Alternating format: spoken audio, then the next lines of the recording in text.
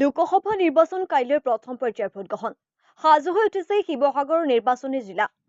কাইলৈ দেশৰ সাধাৰণ নিৰ্বাচনৰ প্ৰথম পৰ্যায়ৰ ভোটগ্ৰহণ অনুষ্ঠিত হ'ব। ৰাজ্যৰ ৫টাকৈ লোকসভা সমষ্টি নিৰ্বাচন সুকলমে অনুষ্ঠিত কৰিবলৈ সাজু হৈছে এতিয়া প্ৰশাসন।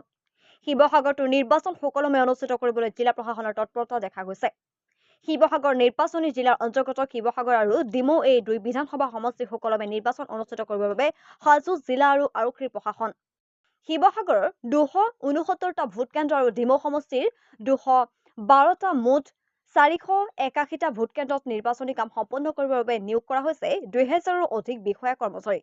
পৰিবহণৰ বাবে ব্যৱহাৰ কৰা হৈছে ৪০০ৰো অধিক বাহন। নিৰ্বাচন শান্তিপূৰ্ণভাৱে সম্পন্ন কৰিবৰ বাবে মোতায়েন কৰা হৈছে CRPF, ITBPৰ ৮টা প্লাটুন আৰু অসম আৰক্ষীৰ ১ম আৰক্ষী বেটেলিয়ন, ২৫তম আৰক্ষী বেটেলিয়ন আৰু ৪ৰ্থ আৰক্ষী বেটেলিয়নৰ লগতে শিৱসাগৰ আৰক্ষী বিষয়া আৰু জোৱান।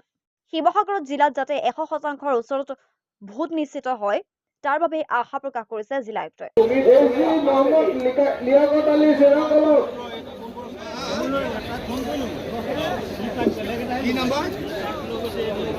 আমাৰ শিৱসাগৰ নিৰ্বাচনী জিলাতে ৪৮১টা পলিং ষ্টেচন আছে, য'ত আমি প্ৰায় ২০০০ আমাৰ নিৰ্বাচনী বিষয়াসকল পঠাই আছোঁ, যাতে প্ৰত্যেকখন অঞ্চলতে একেবাৰে ঘৰৰ ওচৰতে ভোট প্ৰদান কৰাৰ সুবিধাটো শিৱসাগৰ শ্ৰদ্ধা ৰাইজে পায়।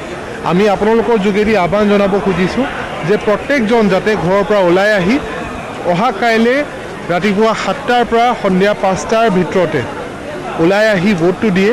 আৰু যিহেতু আমাৰ বাৰিষা হোৱাৰ এখন সম্ভাৱনা আমাৰ মেটেৰিয়লজিকেল ডিপাৰ্টমেণ্ট আমাক জনাইছে, প্ৰত্যেকজনক আমি আহ্বান জনাব খুজিছোঁ যে ঘৰৰ পৰা ওলাই আহি আপোনালোকে ছাতিটো লৈ আহক, যাতে ভালদৰে আপোনালোকে ভোট কৰাৰ সুবিধাটো পায়।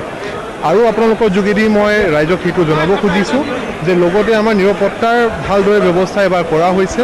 ITBP, CRPF আৰু BSFৰ প্ৰায় ৮টা কোম্পানী আমাৰ তাত আহি উপস্থিত হৈছে।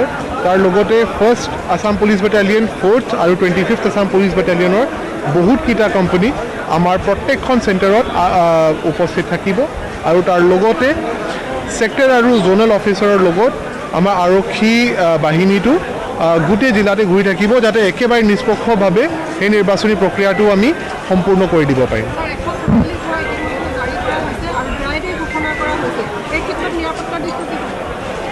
আমাৰ প্ৰত্যেক ইলেকশ্যনতে প্ৰত্যেকখন নিৰ্বাচনৰ আগতে ড্ৰাই ডেটো ডিক্লেয়াৰ কৰা হয় আৰু 144 লগোৱা হয়, যাতে কোনো মানুহ আমাৰ নিষ্পক্ষ নিৰ্বাচনী প্ৰক্ৰিয়াটো ভংগ কৰিব যদি বিচাৰে সেই মানুহক যাতে আইনী প্ৰক্ৰিয়া আমি তেওঁলোকৰ বিৰুদ্ধে লৈ ল'ব পাৰোঁ, আৰু যাতে আমাৰ নিষ্পক্ষভাৱে প্ৰক্ৰিয়াটো হৈ যায় আৰু কোনো মানুহক ভয় ভাবুকি দি ভোট প্ৰদান কৰিবৰ কাৰণে বা প্ৰদান নকৰিবৰ কাৰণে মানুহ প্ৰেছাৰ কৰিব নোৱাৰে।